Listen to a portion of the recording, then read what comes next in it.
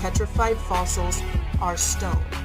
I'm talking about animals and people turned to stone.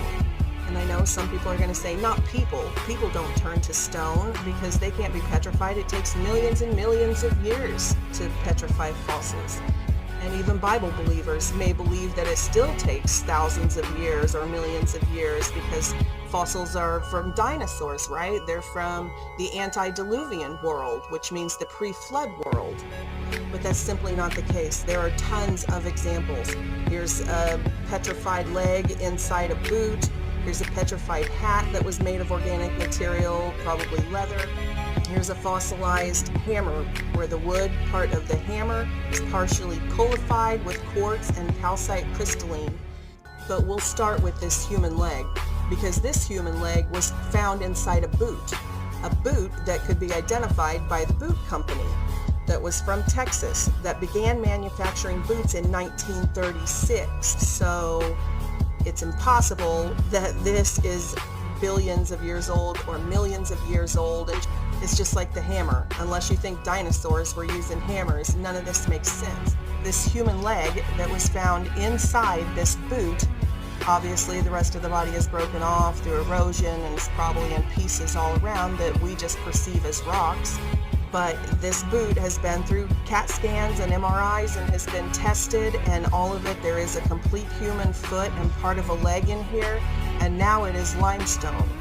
It is just a rock, but it is a petrified fossil.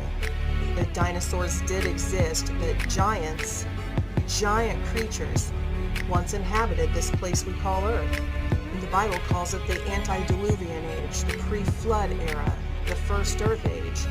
And I bring that up not to be religious, because the presence of water is key. Water, pressure, temperature, weight, enormous amounts of sediment covering these creatures all at once, suddenly. Things like that are very important to understand the fossilization process, the petrification process. Bones are things that all the meat has rotted away. Mud fossils are just the opposite. The bones have transitioned into what it's nucleophilic invasion, it's called.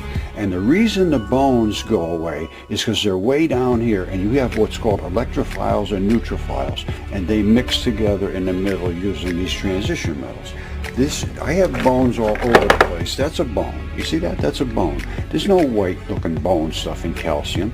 This has transitioned into a stable form of the biological material, because biology is never stable until once you die, it's no longer transferring back and forth continuously, 24 hours a day. Every single molecule in your body is continuously on the move, and it's never stable.